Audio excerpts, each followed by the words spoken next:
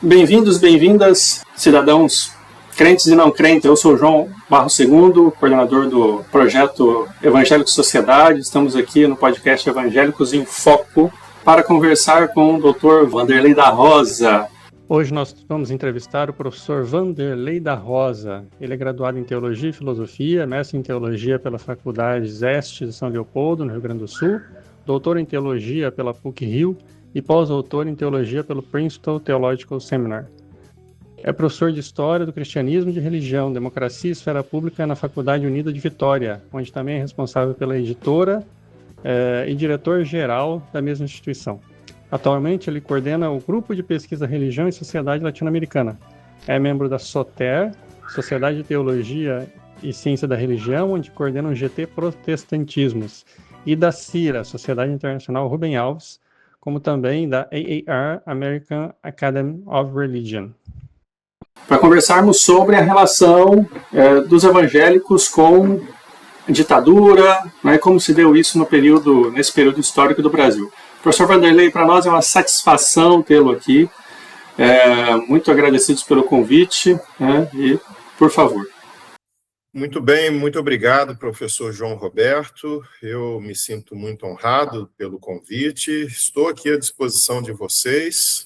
Não sei se vou poder ajudar tanto assim, mas aquilo que estiver ao meu alcance, estou aí disposto a contribuir no que for possível. Professor, você já vem se dedicando há um tempo já a suas pesquisas sobre a igreja evangélica. Atualmente, eu não mencionei, mas logo no início, mas você atua como professor também, coordenador na Universidade Unida, né, no Espírito Santo. Eu já tive a oportunidade de acompanhar um evento na Unida sobre a igreja, a atuação da igreja. Um evento muito bom, se eu não me engano foi ano passado. Mas, para nós iniciarmos esse bate-papo, como é que nós poderíamos retratar, assim, historicamente, a contribuição dos evangélicos em termos sociais e políticos no Brasil? Perfeito.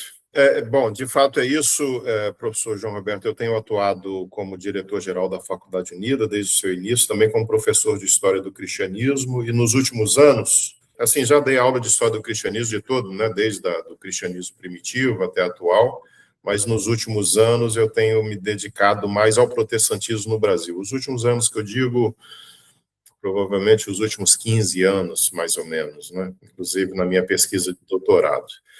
Para responder essa pergunta, professor, eu acho que qualquer tipo de generalização em relação aos protestantes evangélicos brasileiros, a gente corre o risco de cometer imprecisões, uma vez que não se trata de um bloco monolítico.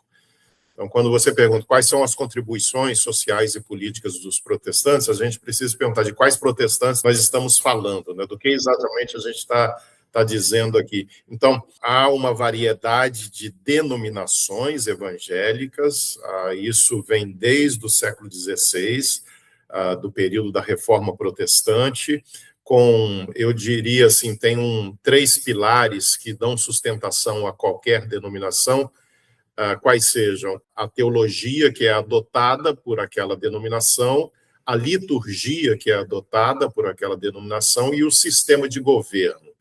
Então, toda instituição protestante, ou eu diria talvez até religiosa, ela gira em torno dessas três coisas.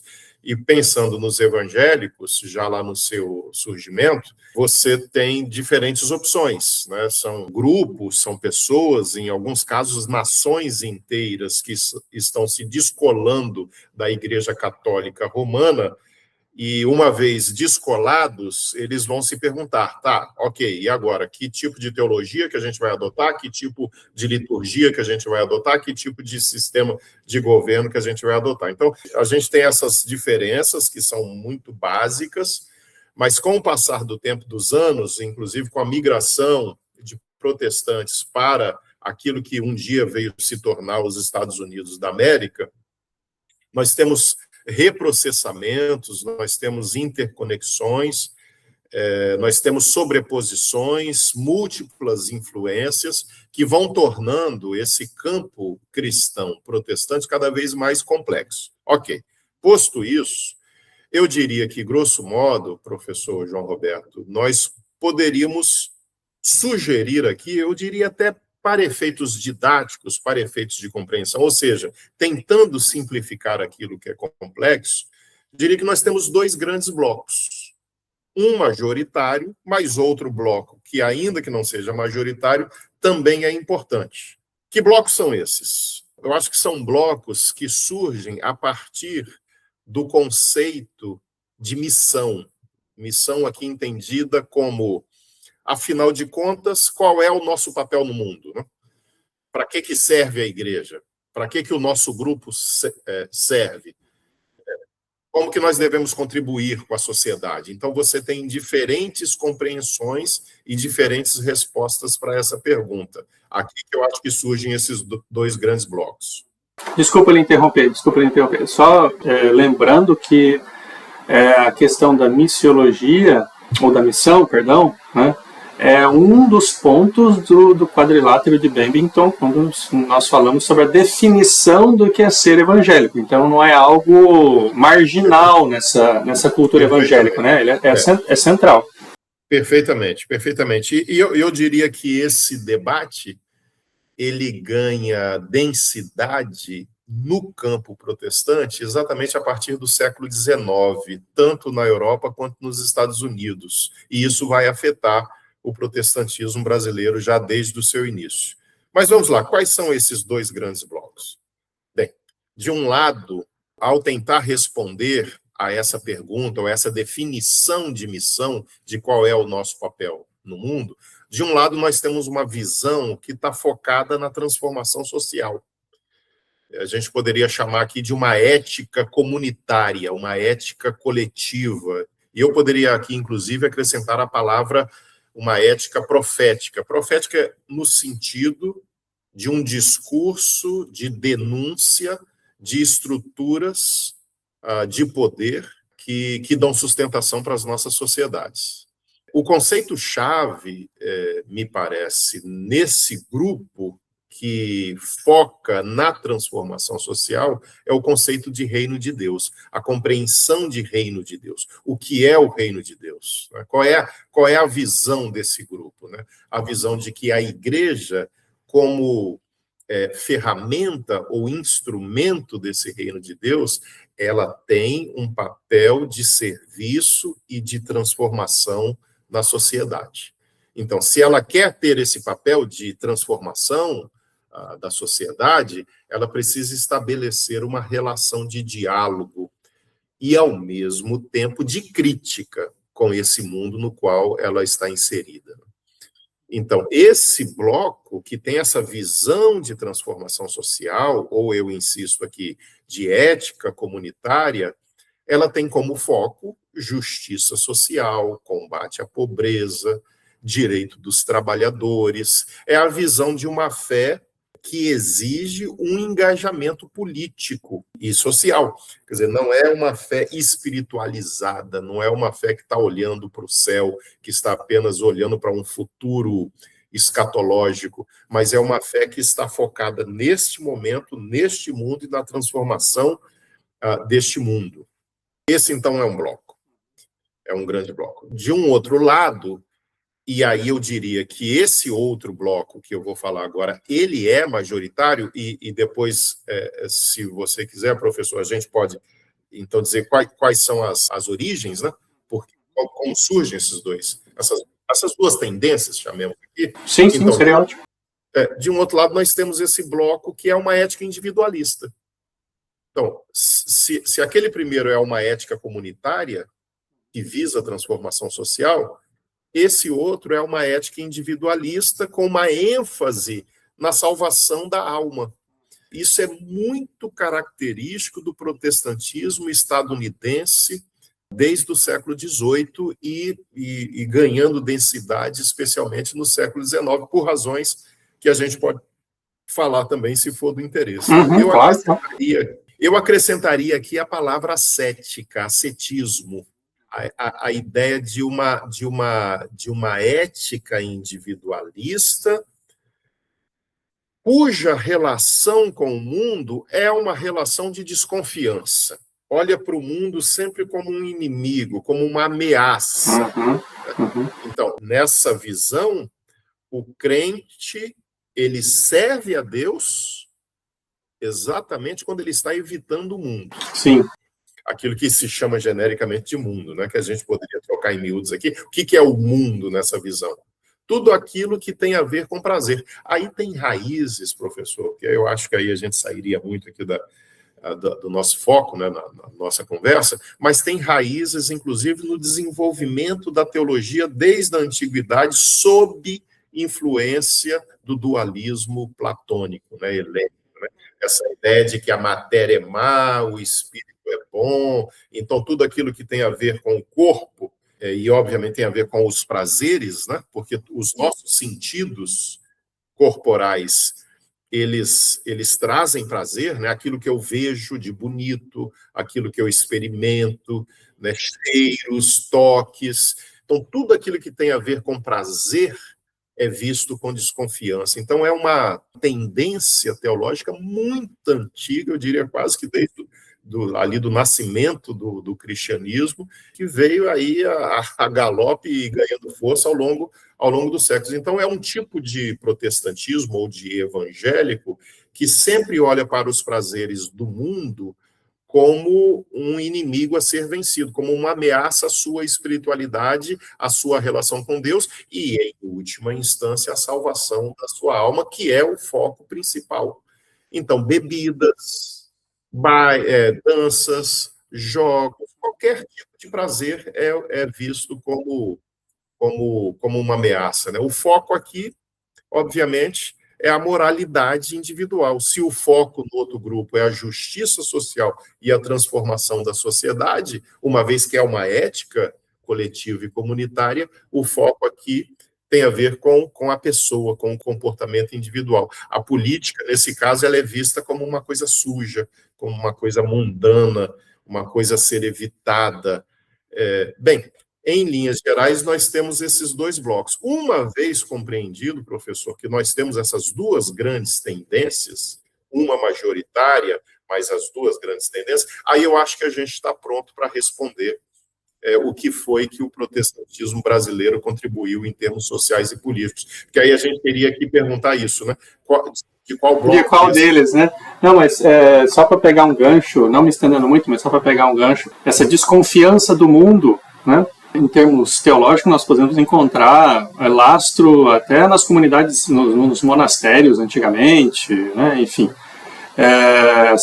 a pessoa se apartar do mundo para conseguir ser santa, né? E isso na modernidade, talvez a gente possa fazer esse paralelo. Na modernidade, nós podemos encontrar um autor importantíssimo que é Kant, Immanuel Kant, um filósofo alemão do século XVIII, cuja ética é muito influente, né? Eu falo para os estudantes aqui, pessoal, tem gente que ganha bolsa de IC, tem gente que ganha bolsa de mestrado e doutorado para estudar Kant até hoje, e não é por acaso, né? Mas é essa tônica num aspecto individualista, né? Intimista, que não está, né? Não se dá um diálogo com o mundo, com a matéria do mundo, né? De forma assim muito interativa, né? É sempre aquela coisa de se separar, de não deixar se influenciar, né? As suas motivações não serem basadas naquilo que o mundo provê, né? Nas informações do mundo. Como eu disse, isso tem muito a ver com o tipo de protestantismo que se desenvolveu nos Estados Unidos da América, sabe, professor? Não que não haja essa tendência individualista na Europa também, mas o grande berço dessa visão individualista, que a ideia, inclusive, de sujeito, né, de indivíduo, que é uma ideia da modernidade, que surge com a modernidade, né? O penso, logo existo, né?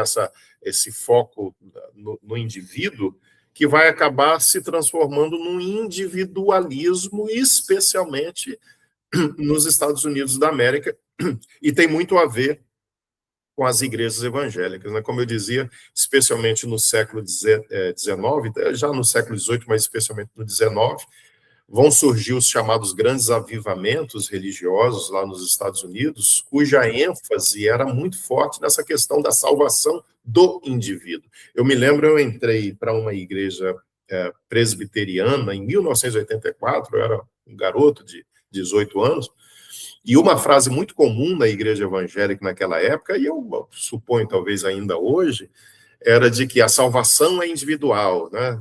Não é a família toda, então a pessoa tem que se converter, ela precisa afirmar que Jesus é o Senhor da sua vida, porque a salvação é individual. Isso era quase que um slogan, assim, repetido, né? Isso os missionários que vão fundar as principais denominações evangélicas no Brasil, eles vêm dos Estados Unidos. Vieram protestantismos também da Europa, mas é o que nós chamamos de protestantismo étnico, né, que tem a ver com igreja luterana, com igreja anglicana, mas você tem o chamado protestantismo de missão, que significa vieram para o Brasil com um objetivo missionário de conversão de brasileiros, a gente está falando aqui de século XIX, e eles trazem na bagagem deles, esses missionários estadunidenses, eles trazem essa visão de evangélico, e essa visão de mundo. É uma visão individualista com uma espiritualidade desconectada da realidade social, que olhava para o mundo com desconfiança. A ideia dos grandes avivamentos era exatamente essa. O conceito de espiritualidade é muito complicado, né? Porque quando a gente fala espiritualidade, em função dessa influência platônica, a gente já pensa logo numa coisa voltada para o céu. Já pensa logo numa coisa desencarnada. A ideia de ser espiritual é quanto... Eu vou dar exemplos, como o senhor disse, professor, logo no início, né, que é o nosso papo aqui numa linguagem o mais coloquial possível, né? Então, no dia a dia da igreja, aqueles que nos ouvirem, que forem de igrejas evangélicas, vão identificar logo isso. Você não pode ouvir música, por exemplo, popular brasileira. Eu me lembro que ainda garoto lá, eu tocava violão, gostava muito de bossa nova, e aí comecei a tocar no louvor da igreja, e um dia eu estava tocando num ônibus, indo para um acampamento, uma música popular, não me lembro qual, aí um rapaz chamou minha atenção, mas você usa o seu violão para tocar louvor, e agora você está usando o seu violão para tocar uma música do mundo? Então, isso... Djavan é pecado, hein? Isso tudo que tem a ver com questões teóricas mais amplas, inclusive filosóficas, muito distantes, e que a maioria das pessoas sequer ouviu falar, mas ela tem desdobramentos práticos, ela afeta a vida das pessoas no dia a dia, o tipo de roupa que a pessoa vai vestir, que ela pode vestir ou que ela não pode vestir, coisas que ela pode dizer, que ela não pode dizer, músicas, locais, dependendo da igreja, quanto mais radical, às vezes nem não pode ir na praia, não pode praticar esporte, enfim. Isso vem muito, então, dessa ideia de uma espiritualidade que quanto menos envolvimento com qualquer coisa que tenha a ver com prazer pessoal e que tem a ver com aquilo que se chama de mundo, e tem raízes também nesse movimento monástico, como você destacou, mais espiritual a pessoa é. Tem até, né, tem toda uma postura para a pessoa mostrar que ela é espiritual. Já aquele primeiro bloco que eu descrevia, ele tem uma visão de espiritualidade num sentido absolutamente oposto. No sentido de... Eu vou me dar a liberdade aqui, professor, de chamar a espiritualidade nesse primeiro bloco de uma ética comunitária de um compromisso cidadão. Vou até colocar em outros termos, quanto mais humano, quanto mais engajado, quanto mais envolvido num compromisso de transformação das estruturas opressivas e opressoras que sustentam a nossa sociedade, mais espiritual você seria. Quer dizer, a espiritualidade tem a ver exatamente com essa capacidade de transformar essas estruturas.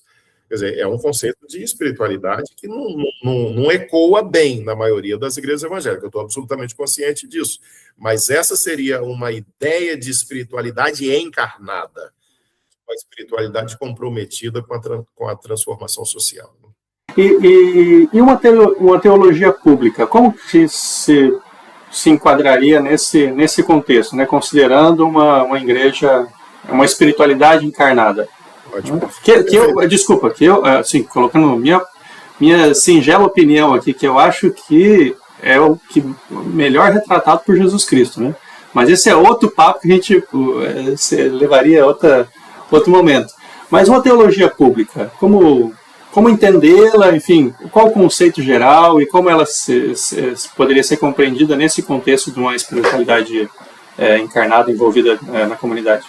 Então, esse é um termo que tem sido usado nos últimos anos. Nós já tivemos algumas variações, por exemplo, falou-se em teologia política, né, ao longo do século XX, sendo produzida na Europa, por teólogos como Barth, por exemplo. Falou-se da teologia do evangelho social nos Estados Unidos, por teólogos como o batista Walter Rauschenbusch, que é um teólogo fantástico nesse aspecto. Na América Latina, a partir de fins da década de 60, especialmente do início da década de 70, começamos a falar na teologia da libertação. Então, você foi tendo uma evolução da teologia, do pensamento teológico, com esses diferentes nomes, com essas diferentes ênfases, e a criação cada vez mais de uma consciência, né, que é uma consciência que nasce de um fazer teológico que se abre para o diálogo com as ciências humanas, as ciências sociais, inclusive de diálogos mesmo, às vezes reais, né, de chamar, por exemplo, aqui no Brasil, o grupo protestante engajado com isso, realizou reuniões com gente do naipe do Gilberto Freire, do Celso Furtado, do Florestan Fernandes, porque queriam entender, eram teólogos que queriam dialogar com esse pessoal, porque queriam entender a sociedade e se perguntar como que nós, a partir da referência da fé cristã que temos, podemos contribuir também para esse debate e para essa transformação da nacionalidade, como eles diziam muito na época. Eu estou falando aqui da década de 50, 60. Então, hoje, usa-se muito essa expressão que você me perguntou, teologia pública. Teologia pública ela está muito ligada a esse grupo. Eu estou voltando aqui aos dois blocos que eu apresentei agora. Então, esse que propõe uma ética de transformação social. A teologia pública, assim, ela não tem uma única definição, tá certo? Você tem diferentes pensadores ligados à chamada teologia pública, como David Tracy, por exemplo, como Martin Marty. Aqui no Brasil, nosso colega Rudolf von Zinner, que hoje está na PUC do Paraná, talvez seja um dos que mais tem atuado e contribuído, inclusive com a publicação de uma excelente coleção sobre teologia pública. Então, nós não temos uma única definição, mas, em linhas gerais, é uma teologia que se propõe a esse diálogo. Alguns definem até um tripé. É uma teologia que dialoga com a igreja, que dialoga com a academia e que dialoga com a sociedade, cujo objetivo é exatamente propor, a partir de uma referência da fé cristã, né, e de uma teologia cristã, caminhos de solução também para enfim, para as mazelas que alcançam a nossa sociedade. Um debate que a gente pode abrir um pouco mais para frente aqui, uma conversa, professor, e a teologia que hoje chama-se do domínio, a teologia da prosperidade, que também tem uma proposta política, que também tem uma visão de sociedade, por que ela também não pode ser chamada de teologia pública, né? Enfim, isso é um caminho que a gente pode seguir daqui a pouco, se for do seu interesse. Não, fique muito tranquilo. Inclusive, se quiser abordar o assunto agora, eu iria perguntar sobre a Conferência do Nordeste. Né, vamos voltar na Conferência do Nordeste, né, porque, de repente, a gente caminha assim, de maneira mais cronológica. Né? Bem, enfim, para organizar aqui, então, tentar organizar, né, a nossa conversa, nós temos a chegada desse protestantismo estadunidense e europeu no Brasil no século XIX. Ali eu acho que já começa a se configurar esses dois blocos que eu tentei descrever aqui, que é uma questão didática. O século XX, nós temos algumas figuras, professor, alguns líderes do protestantismo brasileiro que estavam especialmente na Igreja Presbiteriana e na Igreja Metodista, não somente, mas especialmente, que vão ajudar a desenvolver esse pensamento social do protestantismo brasileiro.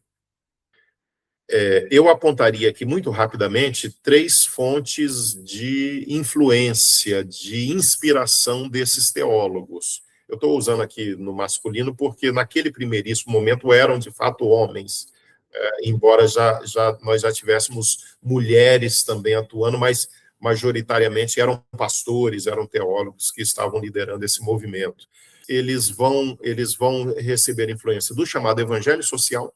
São alguns teólogos brasileiros que estão lendo obras do evangelho social, especialmente Walter Rauschenbusch, que está escrevendo ali entre 1900 e 1920, então é bem início do século XX.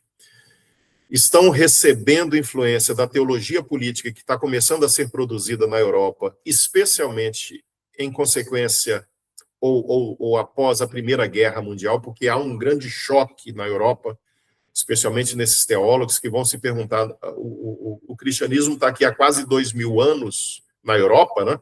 Como que o cristianismo não conseguiu impedir isso? Uma guerra que ceifou em torno de 20 milhões de vidas.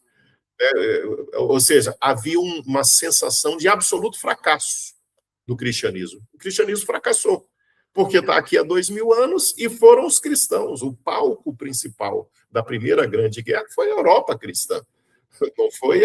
Não foi o Oriente Médio muçulmano, não foi a África animista, foi a Europa cristã que produziu a Primeira Grande Guerra e depois a Segunda Grande Guerra. Então havia esse sentimento de fracasso total. Então começa a se produzir uma teologia para tentar entender e descobrir novos caminhos, a chamada teologia política. E paralelamente a isso, uma terceira fonte é o movimento ecumênico. Quer dizer, o movimento ecumênico que começa ali no século XIX, mais como uma tentativa de cooperação da obra missionária, né, porque estava havendo uma sobreposição de missionários nos mesmos locais, tipo disputando, né, terreno, e aí eles resolvem se juntar para começar a dialogar e haver uma cooperação. Mas o movimento ecumênico, depois da Primeira Guerra, ele começa a ganhar novas faces, exatamente em função da tragédia que foi a Primeira Grande Guerra. Eles começam a avançar não apenas para um diálogo de cooperação, mas para a pergunta sobre a missão, aquela pergunta que a gente começou a nossa conversa. Afinal de contas, qual é o papel da igreja no mundo? O movimento ecumênico ele vai desenvolver esse conceito de sociedade responsável, né? Então, esses teólogos brasileiros eles estão sob influência dessas 3 fontes que eu acabei de descrever, e vão fundar no Brasil, em 1934, a chamada Confederação Evangélica do Brasil, que se tornou provavelmente, professor João Roberto, a principal iniciativa ecumênica que já surgiu na história do protestantismo brasileiro. Fundada por pastores, especialmente presbiterianos, mas havia presença também de luteranos, de anglicanos, de congregacionais, não de metodistas, não de batistas. Os batistas não se juntaram a essa iniciativa, pelo menos não oficialmente, e é no seio da Confederação Evangélica do Brasil, a partir de 1934, que vão surgir as melhores iniciativas em termos de uma inserção política e social do protestantismo na sociedade brasileira. São muitas as iniciativas. Uma delas, fundada, porque a Confederação se organizou em setores, se organizou em departamentos. Por exemplo, havia um departamento focado em educação, que desenvolveu, inclusive, projetos de educação, não era apenas educação cristã, educação mesmo, de alfabetização, por exemplo. Antes do Mobral, o pessoal mais antigo aí deve se lembrar do Mobral, que foi um programa criado pelo governo da ditadura militar de alfabetização, e, curiosamente, muita gente não sabe disso, o método utilizado no Mobral era o método Paulo Freire. Mas antes desse movimento, houve um movimento de protestantes a partir da Confederação Evangélica do Brasil com um método de alfabetização que foi implantado em mais de 300 escolas pelo Brasil. Havia um departamento focado em reforma agrária e que realizou alguma reforma agrária. Mas surge esse setor, esse departamento, em 1955, chamado Setor de Responsabilidade Social da Igreja, fundada por um missionário americano, que não era aquele típico missionário americano, um missionário que já tinha passado 10 anos vivendo numa favela de Bogotá, na Colômbia, E ele teve contato com grupos marxistas e foi profundamente impactado por isso. O nome dele era Richard Shaw. Depois de passar 1 ou 2 anos nos Estados Unidos, ele veio para o Brasil, e aqui no Brasil ele ficou cerca de 10 anos, e toda aquela geração de pastores da década de 50 e 60 afirmam, eu fiz entrevistas pessoais com alguns, e obviamente li muitos textos, que ele foi a figura mais influente e importante, que foi ele que abriu essa visão, ou que ajudou essa geração de pastores de fazer uma transição da ética individualista, focada na salvação das almas, para a ética comunitária, focada na transformação do mundo, da sociedade. Um desses teólogos foi o Ruben Alves, né, que foi uma figura super próxima do Richard Shaw, inclusive orientado por ele na sua tese de doutorado lá no Seminário de Princeton, no final da década de 60. E fundador do ISER, só para colocar, que é um instituto super importante aqui no Brasil, né, que é dedicado ao estudo das religiões. Perfeitamente. Então, é o Richard Shaw, junto com um sociólogo presbiteriano brasileiro chamado Valdo César, que vão fundar esse setor de responsabilidade social, e é nesse setor, dentro da Confederação Evangélica, que vão surgir as melhores iniciativas. Ele vai organizar 4 reuniões de consulta teológica, e eu comentava agora há pouco com vocês, exatamente nessas reuniões, que eles vão convidar pessoas como Florestan Fernandes, enfim, né, cientistas políticos, sociólogos, para conversar. A última dessas reuniões, professor, e agora eu chego para te responder, foi a chamada Conferência do Nordeste. Foi a 4ª e última.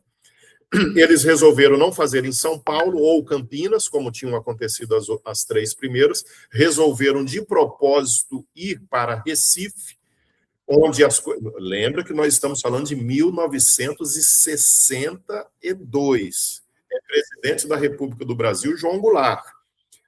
Aqueles que conhecem minimamente a história do Brasil sabem que a tentativa de golpe já vinha desde 1955, depois da morte do Getúlio Vargas. Os militares tentaram não permitir que o JK assumisse, que o Kubitschek assumisse. Depois, com a renúncia do Jânio Quadros, tentaram fazer com que o Jango, né, o João Goulart, não assumisse. Impuseram um sistema parlamentarista que durou por alguns meses no Brasil, até que ele conseguiu, depois de um plebiscito, terminar com esse parlamentarismo e assumir o pleno presidencialismo. Eu estou descrevendo isso aqui rapidamente, só para lembrar como contexto, né? A política brasileira está fervilhando como reflexo de um contexto mais amplo, que a gente tem que lembrar também da Revolução Cubana de 1959, 3 anos antes. Que foi uma espécie de vendaval, um sopro sobre a América Latina, que acendeu esperanças de uma América Latina autônoma, né, e com a sua identidade própria. E aí o contexto mais amplo ainda da Guerra Fria, né? Então, tudo isso está se refletindo aqui, e aí, de repente, eles resolvem fazer uma conferência, não em São Paulo, não em Campinas, mas em Recife, onde aconteciam as famosas ligas camponesas. Eu não sei se os nossos ouvintes sabem, professor João Roberto, mas Recife era chamada por alguns de a Moscouzinha brasileira. Olha só. A pequena Moscou, porque fervilhavam ali ideias revolucionárias, né, comunistas, em alguns casos. E aí os evangélicos, a partir do setor de responsabilidade social, vão fazer essa conferência lá. E qual é o tema que eles dão para a conferência? Cristo e o processo revolucionário brasileiro. Você imagina evangélicos fazendo uma conferência nesse contexto que eu estou descrevendo aqui muito rapidamente, e com este tema. Convidaram Celso Furtado, convidaram Gilberto Freire, eles estiveram lá. A palestra do Gilberto Freire é muito interessante. Não, só lá dentro. Se isso acontece hoje, ia ter alguns vídeos aí no YouTube, né? Alguns comentários, alguns pastores querendo marcar a posição. Não tenha dúvida, mas é muito curioso isso, né? Embora a história não se repita, mas quando a gente estuda em detalhes o que aconteceu ali no contexto do golpe de 1964, tem muita coisa que ecoa, assim, mas lembra muito o que a gente vê hoje. A ameaça comunista, o fantasma comunista, e aquela ideia de pânico moral, cria-se um pânico moral, quer dizer, o golpe é dado em nome da democracia, para salvar a democracia. Eles passaram 21 anos no poder em nome de salvar a democracia. Então, essa loucura, né? Muito bem. Então, eles realizam essa conferência. Mas, desculpa, eu lhe interrompi justo quando você ia falar sobre a fala de Gilberto Freire. Me desculpa. Então, a conferência é considerada por alguns, talvez, um dos eventos mais importantes da história do protestantismo. Não foi um evento gigantesco, foram 167 pessoas presentes, mas muito representativo. O presidente da República foi convidado a comparecer, ele não pôde, mas ele enviou um representante, o governador do estado de Pernambuco, então haviam autoridades, e o Valdo César, aquele sociólogo, ele foi uma espécie de secretário executivo da conferência. O Richard Shaw já tinha saído do Brasil meses antes, porque ele via que havia alguma ameaça no ar contra ele. O Valdo César, ele produziu 2 livros, isso é possível encontrar na internet. Eu comprei, por exemplo, na estante virtual, os originais. Um é um livro de crônicas, que ele conta o dia a dia da conferência, que durou 1 semana, e o outro são as palestras. Então, você tem ali o texto da palestra, que eu suponho, eu não posso afirmar isso com absoluta certeza, mas que é uma espécie de síntese da palestra do Gilberto Freire, porque havia uma exposição de artes que não era comum, quer dizer, não eram apenas palestras, né? Havia um debate sobre a presença cultural, né? A cultura brasileira, a relação dos evangélicos com a cultura brasileira, com a música brasileira, com os ritmos brasileiros, e o Gilberto Freire fez uma palestra questionando exatamente a contribuição dos protestantes para a cultura brasileira. E trocando em miúdos, basicamente ele diz o seguinte: olha, a história do protestantismo produziu grandes obras artísticas, grandes artistas. Aí ele cita Johann Sebastian Bach, por exemplo. Então, para a música clássica, para a arquitetura, para as artes em geral. Aí ele questiona o que foi que o protestantismo brasileiro contribuiu com a cultura brasileira. Então, ele diz, falta ao protestantismo brasileiro um bar, falta um artista plástico, falta um grande escritor, porque haviam importantes filólogos, por exemplo, professores da USP, naquela época, linguistas, que eram latinistas, por exemplo, que eram protestantes. E o Gilberto Freire até destaca isso, mas ele fala, mas falta uma grande contribuição para as artes e para a cultura de modo geral. Ele elogia, ele fala, eu fiquei muito bem impressionado quando eu cheguei aqui e eu vi a exposição de artes que está acontecendo aqui, elogiou isso, mas levantou essa bola, né, como que confrontando os protestantes. Não, e deixando claro, pelo menos a partir da minha perspectiva, que você só fala algo assim quando você vê que a plateia, o ouvinte, pode sair algo dali, algo nesse sentido, né? Você não vai utilizar a expressão bíblica, você não vai jogar pérola aos porcos, né? Ou seja, você coloca uma palavra dessa como desafiadora, mas como incentivo também. Sabe a impressão que eu fiquei lendo isso, professor? Foi que ele já chegou, obviamente, com a palestra pronta. Quando a gente vai para um evento, a gente já leva a palestra pronta. Então, ele já levou essa crítica. Mas, ao mesmo tempo, quando ele chegou lá, ele foi surpreendido. Porque ele não esperava ver a exposição de arte que estava acontecendo. E a impressão que dá, é apenas uma impressão, é que ele viu ali uma luz. Ele viu ali uma luz. Falta essa grande contribuição, mas eu vejo aqui um caminho aberto, uma possibilidade de que isso se concretize, isso se realize. Né? Mas essa conferência ela teve essa importância, só que isso é 1962, já haviam forças contrárias, porque isso era considerado progressismo em demasia, e o que eles chamavam, a palavra que se usava muito na época eram os modernistas.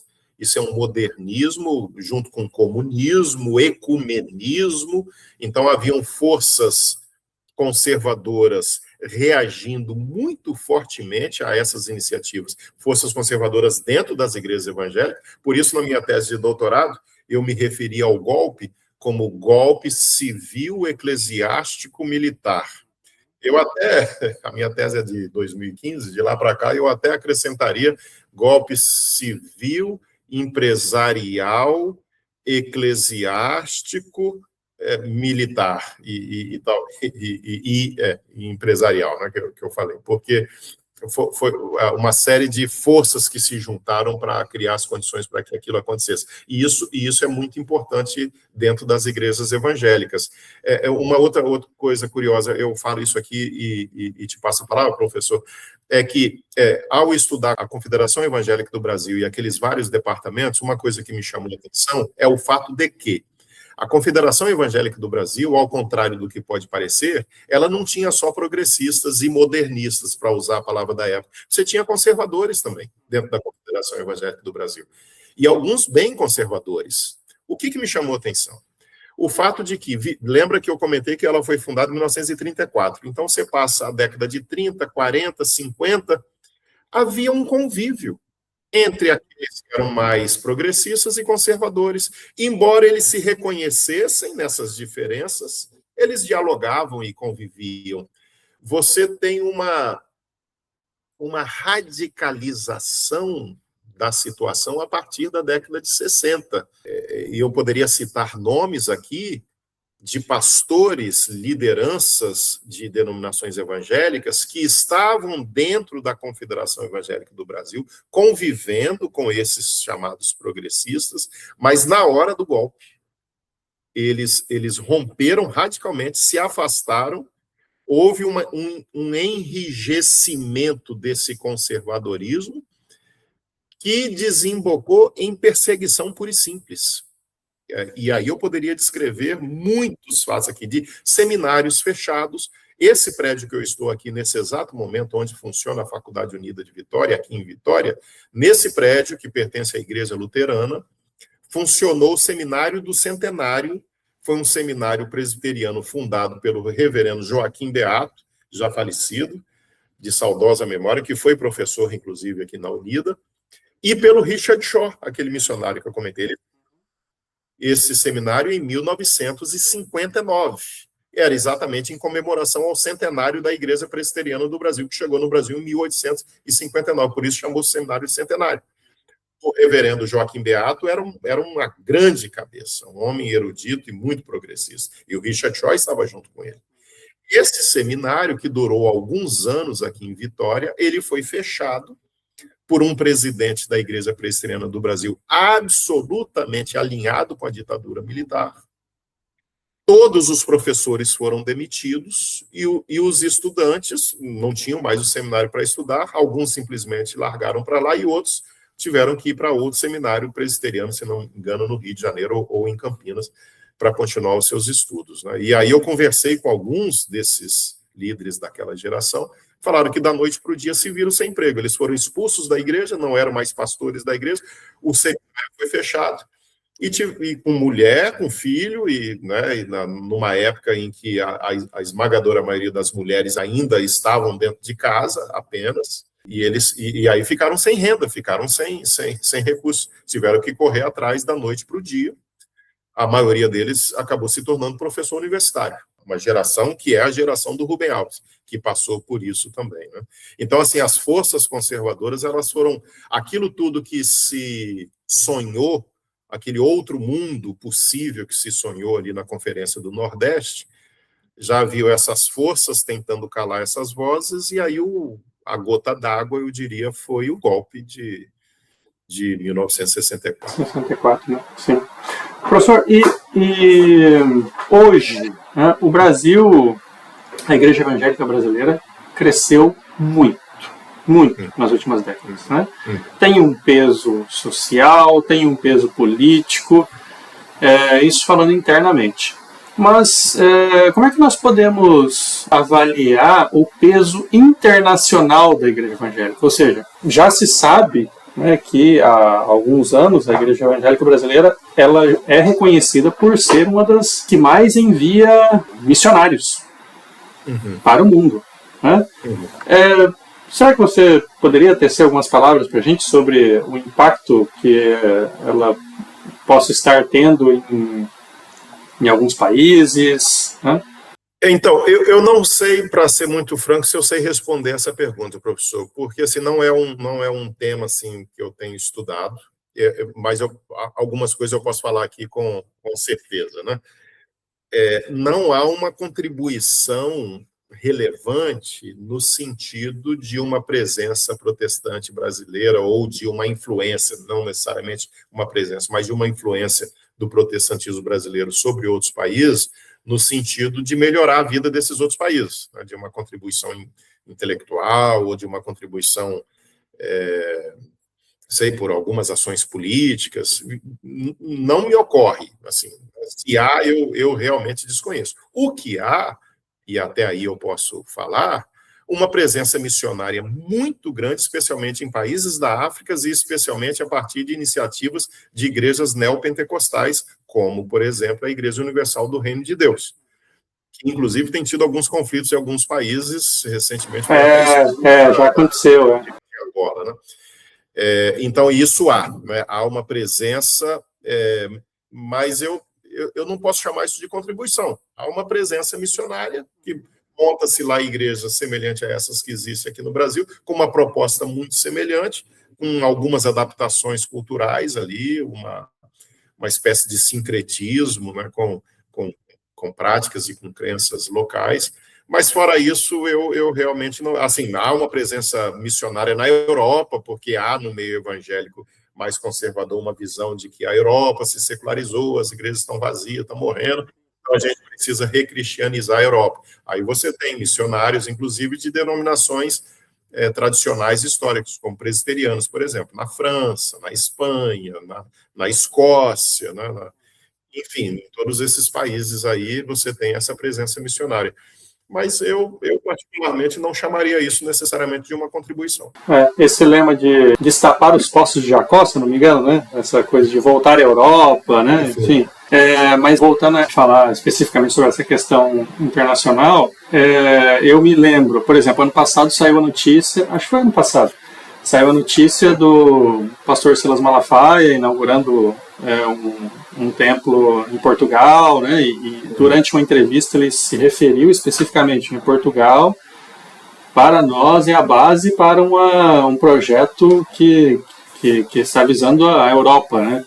Uhum. E também lembrando, né, no tempo que eu estive em Buenos Aires, na Avenida Santa Fé, se eu não me engano, um templo enorme da Igreja Universal. Sim, enorme.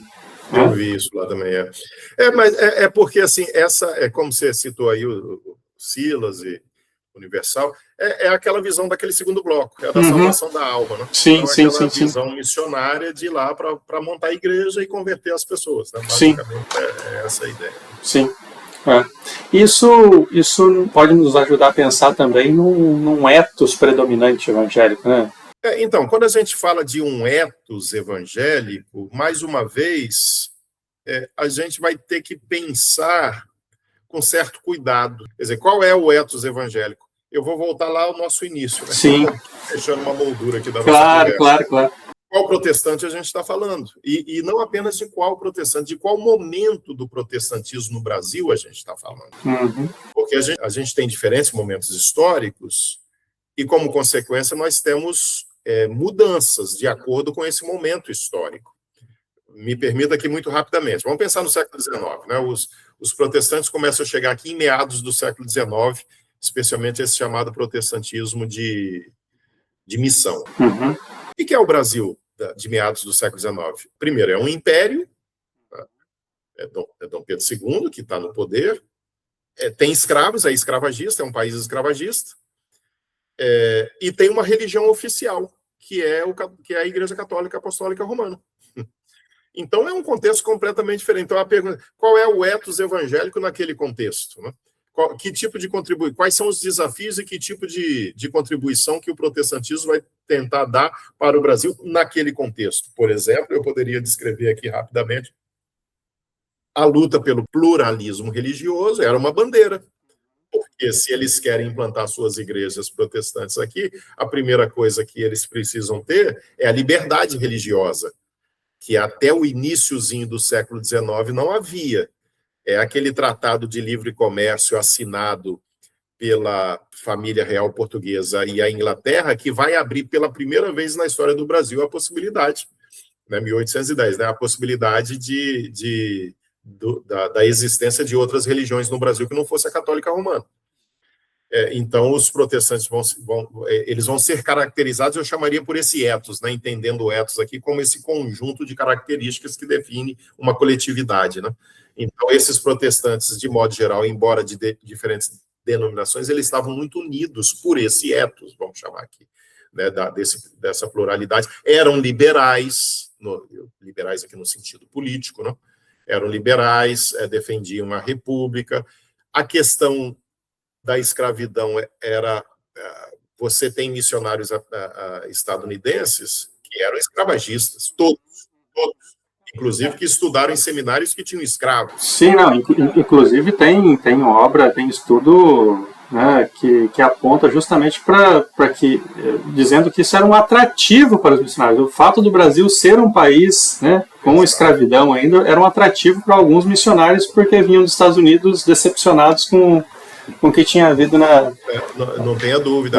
A chamada Guerra Civil, a Guerra de Secessão, né, ali em 1861, se não me engano, até 1864, o Sul perde e aí acaba a escravidão nos Estados Unidos. E aí eles vão, esses escravagistas do Sul, eles vão se mudar para países ainda onde a escravidão ainda era permitida.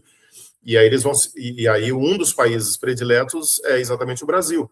Os primeiros estadunidenses que se mudam para o Brasil vão viver ali na região de Santa Bárbara do Oeste e vão fundar uma vila, que ficou conhecida como a Vila Americana, por causa dos americanos, que hoje é a moderna cidade de Americana. E exatamente por quê? Porque lá eles não podiam ter mais escravos nas suas fazendas, eles se desfazem das suas posses e compram fazendas aqui no Brasil com escravos. E aí os primeiros missionários batistas, por exemplo, que começam a vir para poder dar assistência pastoral para esses grupos, todos eram escravagistas. Mas devemos dizer, professor, que você também tem missionário contra a escravidão. Eu citaria aqui um escocês chamado Robert Calley, que chega a expulsar um membro da sua igreja porque não aceitou abrir mão dos escravos que possuía. E especialmente lideranças brasileiras. Quando os brasileiros começam a se converter, quando começa a surgir uma liderança de pastores brasileiros, tem um pastor especialmente, chamado Eduardo Carlos Pereira, que escreveu um opúsculo. Eu consegui comprar esse texto lá do século XIX. Nossa, raridade, hein? Exato. Ele faz um discurso... Aliás, desculpa, eu não comprei. Um amigo meu conseguiu para mim, para você ter uma ideia, na biblioteca do Congresso americano. Meu Deus. Olha só. Foi isso. Que legal. E ele faz um discurso duríssimo contra a escravidão. Então, esse seria um ethos. Mas aí, quando a gente avança para o século XX, aí tem uma novidade no contexto protestante brasileiro. Qual é a novidade? A chegada dos pentecostais. Os pentecostais começam a chegar no Brasil em 1910, com a fundação da Congregação Cristã no Brasil, e já em 1911 a fundação da Assembleia de Deus. E aí eles têm, vou usar a expressão novamente, um outro ethos, né?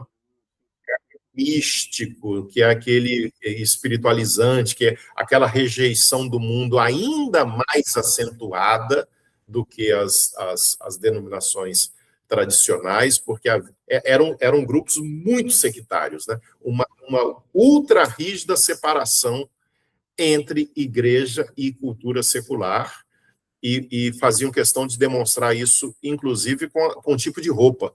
Eu me lembro, lá na década de 80, a gente estava andando na rua de qualquer cidade, você batia o olho numa pessoa, você falava que aquela pessoa é evangélica. Esse é crente. Você percebia na hora, pelo tipo de roupa, né? Claro. Que a pessoa estava usando, o coque, quer dizer, eram coisas características de alguém que você identificava. Hoje já não é comum, isso já não é possível. Você tem pastor com tatuagens, tatuagem era uma coisa amaldiçoada, né? Hoje você tem pastor com tatuagem até no rosto, então, enfim, as coisas mudaram, né? Então, aí você tem um outro momento e você tem um outro grupo com outro tipo de ethos.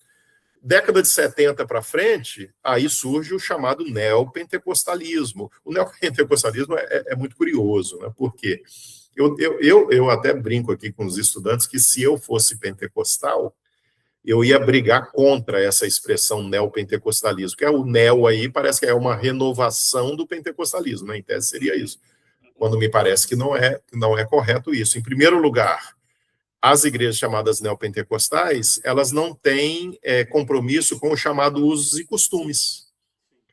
Então, esse negócio de roupa, de maquiagem, você não vê esse discurso numa igreja universal do Reino de Deus, muito pelo contrário, é uma espécie de ruptura com esse ascetismo tradicional que caracteriza as igrejas pentecostais clássicas, né? Que agora a gente já tem um outro tipo de pentecostalismo também, então eu me refiro ao pentecostalismo clássico.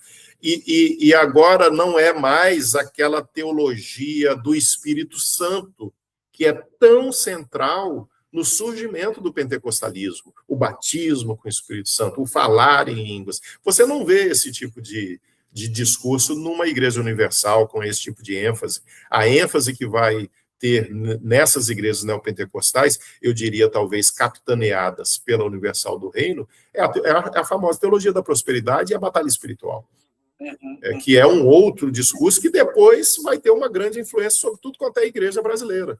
Então, pentecostais que repudiavam a teologia da prosperidade, há discursos do Silas Malafaia, você encontra isso no YouTube. Discursos antigos dele falando com todas as letras que a teologia da prosperidade não era bíblica, tinha que ser repudiada, não era coisa de Deus. Com o passar do tempo, ele abraçou total e completamente a chamada teologia da prosperidade. Então, várias outras igrejas, a igreja não parava de crescer, Universal do Reino, todas as neopentecostais, a pastorada começou a ir a reboque, né, desse tipo de teologia, aquele negócio de batalha espiritual, que a cidade tem um anjo numa montanha, um demônio na outra, e eles estão disputando ali, né, o controle daquele bairro, daquela sociedade, daquela rua, então você tem que se posicionar. Isso tudo vai se espalhando por tudo quanto é igreja, né? Então, que é um outro ethos. Para encerrar, professor, eu acho que a gente pode falar, mais uma vez, de um bloco hegemônico, para voltar novamente lá. Então, você tem diferentes tendências, mas você tem um bloco hegemônico. Nesse bloco hegemônico, hoje, agora falando de hoje, porque muito do que eu falei caracteriza o cenário protestante nas últimas décadas, mas talvez não mais nos últimos 20 anos, ou nos últimos 15 anos, e especialmente talvez nos últimos 10 anos, porque a gente tem notado mudanças muito importantes até em função de uma influência de uma dada teologia que vem dos Estados Unidos para cá. Então, eu acho que hoje a gente pode falar de um ethos evangélico hegemônico que se caracteriza, eu diria aqui rapidamente, primeiro, por um conservadorismo moral que levanta determinadas bandeiras. A bandeira da família tradicional, a chamada heteronormatividade, a oposição a temas como aborto, as pautas de gênero, com o surgimento dessa coisa amorfa, conhecida como ideologia de gênero, é uma invencionice teórica, e como, vamos dizer assim, como amálgama desse discurso moral conservador, a defesa das crianças. Porque quem é que não quer defender criança? Sim, claro. Nós queremos defender as crianças. É igual a liberdade, né? Quem não quer defender a liberdade? Tem dúvida, né? Todo mundo passa com criança, né? Com qualquer criança. Tem dúvida, mas então aquele negócio, as crianças estão sob ataque. A escola quer transformar tudo quanto é criança em homossexual. A escola esse negócio da ideologia de gênero. Então, qualquer coisa, você mete criança no meio, o discurso ganha aquele... o famoso pânico moral, né? Então, eu acho que isso caracteriza um bloco hegemônico. Pois sim. Não, só acrescentar essa combatividade em relação às escolas, e muito também em relação às universidades, mas mais especificamente às escolas que eu vou falar agora. As escolas são o principal agente de descoberta de abuso infantil no Brasil. Sim. Então, assim, quando nós falamos de proteção das crianças, especificamente sobre esse tema, é incompreensível que a escola seja tão criticada por querer oferecer uma educação que proteja a criança, dê esclarecimento sobre essa questão de forma correta, de forma sadia, de forma respeitosa, né, porque é um problema social grave que nós temos. Exatamente, é um papel educacional pedagógico exatamente para criar uma rede de proteção, e é exatamente isso que é criticado, né? E as redes sociais estão lotadas aí de casos quase que semanais de líderes religiosos conservadores que são pegos em práticas de pedofilia, de pornografia infantil. Quer dizer, aí é psicanálise, né? É esse discurso muito insistente, moralista, e, via de regra, está escondendo alguma coisa ali. Sim. Eu falaria mais duas coisas, né? Então, primeiro, eu acho que esse conservadorismo moral, ele caracteriza muito esse ethos evangélico hegemônico na atualidade. Em segundo lugar, isso que tem se chamado de teologia do domínio, que é essa ocupação e domínio e controle do espaço público. Aí seria papo, talvez, para uma outra conversa, né? É um assunto que eu tenho... Vamos agendar. Razoavelmente, e que é muito importante. Eu deixaria aqui, professor, uma sugestão de um livro que não é exatamente sobre teologia do domínio, mas ele ajuda a entender muito esse contexto onde ela surge, que é um livro chamado Jesus e John Wayne. Ele já está em português, e a autora, ela descreve o desenvolvimento dessa determinada mentalidade conservadora fundamentalista desde a década de 50 até agora a década de 2000, no contexto estadunidense, mas lendo porque o que a gente percebe é que a Igreja Evangélica Brasileira ela vem muito a reboque do que acontece nos Estados Unidos, normalmente com 20, 30 anos de atraso. Então você vai lendo o livro, você fala, caramba, lá na época do Reagan, década de 80, estava acontecendo isso, aí você percebe acontecendo isso agora, ou aconteceu há 5 anos atrás aqui no Brasil, mas muito parecido. Só corroborando o que você está dizendo, a autora abre o livro mencionando um outro livro da igreja que se chama Selvagem de Coração, escrito por John Eldredge, e eu li esse livro quando eu era jovem na igreja, ali no ano 2000, ano 2001, ano 2002, né? Sim. Então ela está falando de algo que tinha acontecido nos Estados Unidos, mas que uma bibliografia que chegou aqui no Brasil também. Sim, exatamente. Até porque essa é uma outra história que a gente não falou. Lá na década de 60, logo depois do golpe e com a perseguição aos grupos progressistas dentro das igrejas protestantes, e tem histórias escabrosas, começam a surgir aqui no Brasil as chamadas missões de fé, que vêm para cá fundar especialmente duas coisas: seminários, institutos bíblicos e editoras. Como dizia bem um amigo meu, José Bittencourt Filho, infelizmente já falecido, o objetivo ali era controlar o pensamento, porque você monta institutos bíblicos, por exemplo, Palavra da Vida, e você monta editoras. Eu fiz, inclusive, na minha tese de doutorado, uma pesquisa e fiz uma tabelinha. Eu descobri que todas essas editoras que estão aí até hoje foram fundadas ou em 1965, ou 66, ou 67. É impressionante. Ali no espaço de 2 a 3 anos, chegaram todas de uma vez. Então, Vida Nova, e Betânia, Vida, Mundo Cristão, todas essas. E os institutos bíblicos, né? E depois, a reboque disso, os chamados teleevangelistas. E há um livro do Décio Monteiro de Lima, chamado Os Demônios Descem do Norte. Então, é um teólogo, é um jornalista mineiro, que mapeou isso, né? Inclusive o financiamento da CIA, o financiamento do governo norte-americano para essas chamadas missões de fé. Ou seja, elas não estavam vindo apenas trazer uma proposta religiosa, mas elas estavam, no contexto da Guerra Fria, trazendo uma ideologia. Tinham objetivos ideológicos. Isso pode soar para alguns teoria da conspiração, mas isso está documentado. Está documentado. Eu posso falar com muita tranquilidade porque eu li documentos, tá? Isso tudo está muito documentado, e inclusive assumido em parte pelo governo dos Estados Unidos, né? Com documentos que eles inclusive entregaram para o governo brasileiro. Não, mas no livro da Lacerda, o livro de autoria da Marina Basso Lacerda, Novo Conservadorismo Brasileiro.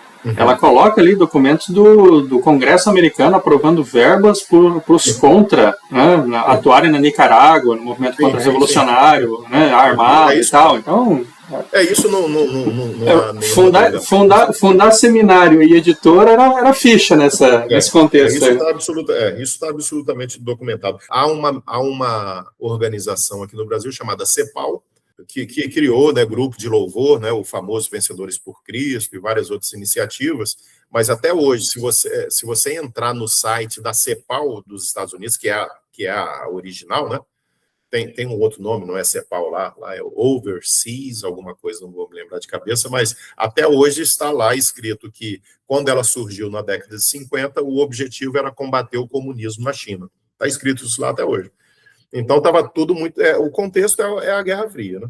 Mas então, para finalizar, eu falava sobre esse livro, da Dumé, o Jesus de John Wayne, que foi uma das boas leituras que eu fiz aí nos últimos meses, eu indico fortemente a leitura. Então, essa é a segunda característica desse ethos hegemônico, essa ideia de dominar, a teologia do domínio fala das 7 montanhas, né? Dominar o mundo da política, dominar a educação, a família, a mídia, os esportes, um controle. Então, você colocar líderes evangélicos nestes postos chaves, e, se possível, na presidência da República.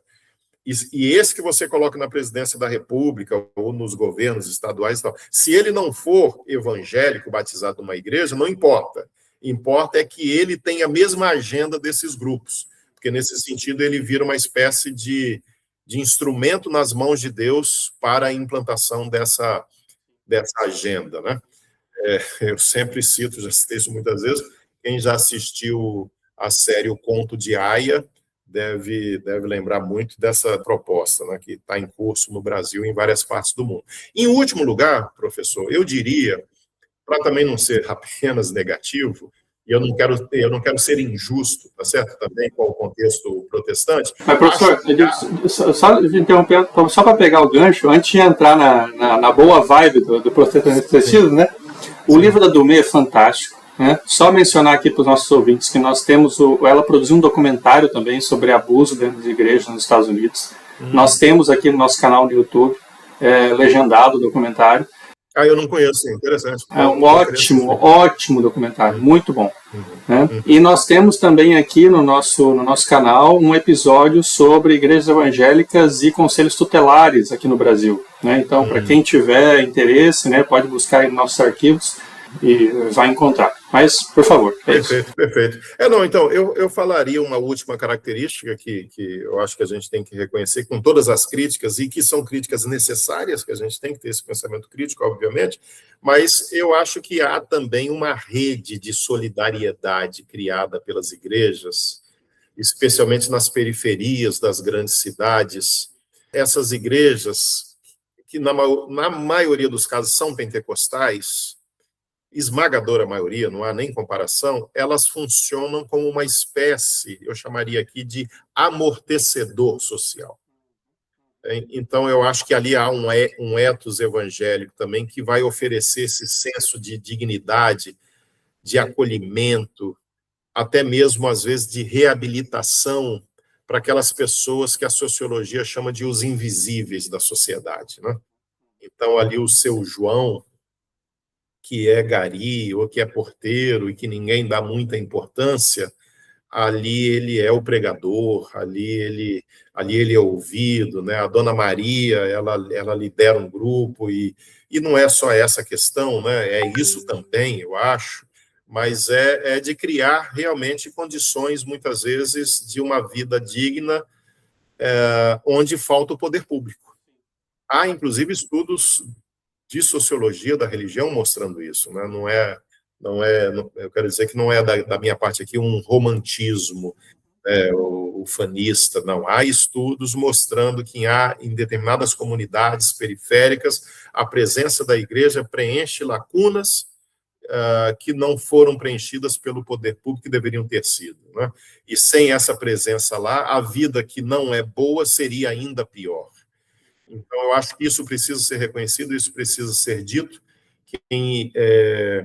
Porque também, né, professor, uma coisa é aquilo que a gente vê nessa liderança midiática, muitas vezes falastrona e hiperbólica, e que grita e que chama atenção, mas uma outra coisa também é o povo, e que nem sempre reflete exatamente o que esses líderes estão proclamando aí aos quatro ventos. Né? É verdade, é verdade. E que bom que existe Sim. essa presença, né? Mas, poxa, que ótimo. Professor Vanderlei, nós estamos num papo muito bom aqui, mas gostaria de lhe pedir umas últimas palavras para a gente encerrar, últimas considerações, né? Agradecendo desde já, né, a sua colaboração, momento muito precioso, né, ter reservado um momento na sua agenda para isso, ter atendido o nosso pedido e, enfim, fica aí nosso agradecimento.